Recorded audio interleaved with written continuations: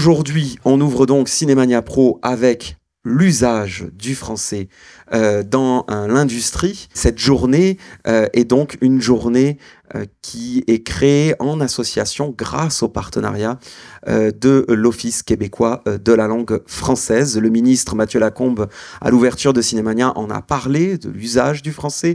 C'est le cœur de la raison d'être de Cinémania.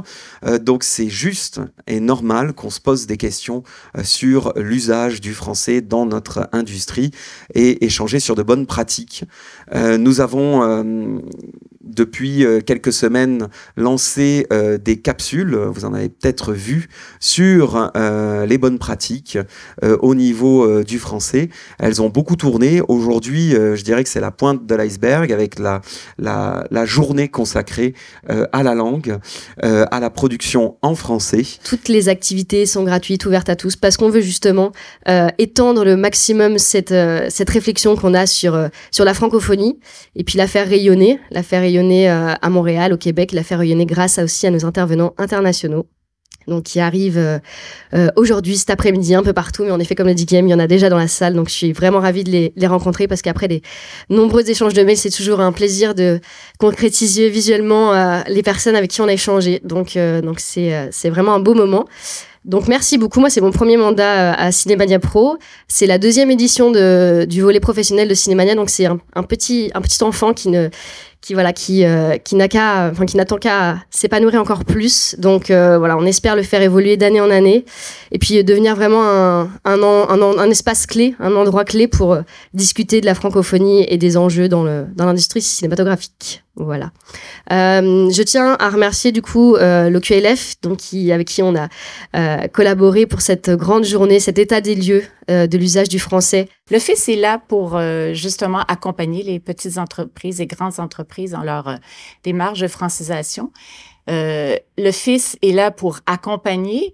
L'Office est là pour aider, sensibiliser les entreprises aussi.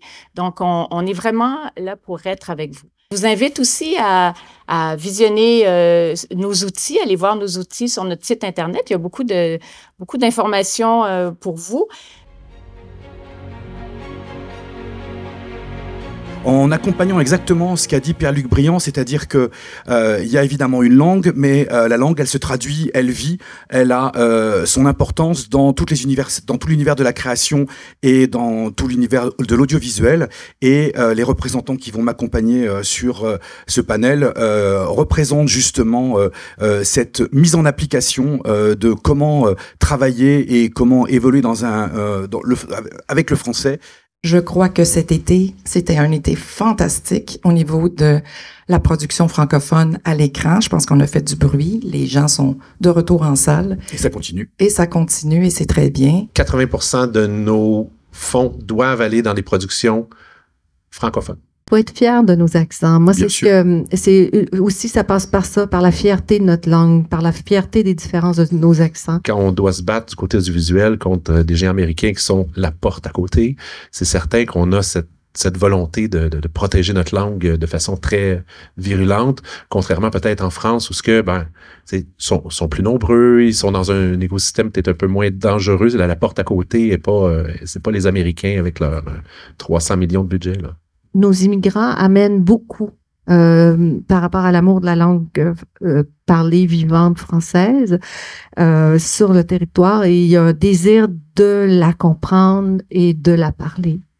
Pescadette, c'est un film d'animation que je suis en train de produire actuellement qui relie la créativité anglophone à la créativité francophone. Notre réalisateur est en train de devenir parfaitement bilingue et il tient à faire ça. C'est beau. À Téléfilm, tout comme à la SODEC, je crois, on ne parle pas de choix personnel.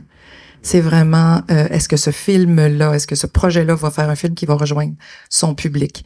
La moyenne des budgets de production dans le 3.5 et plus a augmenté depuis quelques années, depuis la pandémie, entre autres. Chaque fois que j'allais voir un des films qui était en post-production, j'étais là, mais voyons, mais il n'y en avait pas un qui n'avait pas de potentiel. Je ne sais pas si c'est parce qu'on est sur le même continent, mais souvent j'ai l'impression que Amazon, Netflix ou les autres plateformes ont l'impression qu'on on est américain, donc Oui. ils comprennent pas qu'on a une situation différente. Et lorsqu'on vient à négocier avec eux, il y a une incompréhension. Alors que j'ai l'impression que lorsqu'ils viennent en Europe, ben, ils savent que c'est différent. Et puis moi, je le vis en ce moment. Je travaille avec CBC Radio-Canada et ils enlèvent des contrats les possibilités de vendre sur d'autres plateformes comme Netflix et Amazon et tout. Donc, c'est vraiment la guerre en ce moment. Et c'est très difficile d'avoir des menus français. Moi, j'arrête pas de demander. Et puis, il faut pas arrêter. Parce que c'est à travers ces menus-là qu'on va plus loin. Donc, appuyez sur le FR quand vous allez sur des plateformes pour visionner ou quoi que ce soit. C'est la chose à faire. Ici, on n'a pas besoin de sous-titres pour haut. À ce moment, c'est en français, aucun sous-titre nécessaire. Je dis souvent aux Français quand on me dit « Ah, les séries, écoute, je comprends pas. » Ben, écoute, fais un effort, t'envoies 2, après tu auras compris. Pour ceux qui connaissent pas l'histoire du cinéma au bien, il y a vraiment eu une mobilisation citoyenne, politique et de commerçants du quartier qui, à la fermeture du cinéma, se sont dit on peut pas perdre ce cinéma-là de quartier, on y tient. Puis l'identité de sa programmation s'est définie assez rapidement vers un cinéma québécois. Tous les films présentés au cinéma au bien sont toujours disponibles en français ou sous-titrés français. On n'a peut-être pas de quota, mais pour nous, c'est quand même important d'offrir le contenu d'ici et offrir du contenu québécois et canadien. Donc, quand on regarde nos pourcentages de contenu, on est pas mal proche d'une obligation. Si demain matin, je devais mettre une obligation, ce serait pas du tout problématique pour notre offre. On est vraiment une télévision qui est beaucoup plus grand public. Notre programmation, ce qui fonctionne le mieux chez nous, et notre programmation est constituée majoritairement de productions originales, mais donc on se parle plus d'émissions que de films. Par contre, on a des cases de cinéma qui fonctionnent très bien. On a toujours eu des cases, par exemple, de cinéma franco, ce qui n'est pas nécessairement le cas de nos compétiteurs. Je vous dirais que pour nous, c'est important de présenter, d'être capable de présenter en salle un film québécois. Il faut avoir 10% de nos séances dédiées au cinéma québécois pour bénéficier de ces aides-là qui sont pas énormes, on va se le dire, hein, qui peuvent aller jusqu'à un maximum 50 000 de propriété québécoise. Oui. En ce moment, on a vraiment des super bons films au Québec. Il y a un appétit pour le cinéma québécois. Je pense que côté cinéma, c'est assez clair dans toutes les remises de prix et autres qu'on est quand même la province avec la plus belle production et diversité.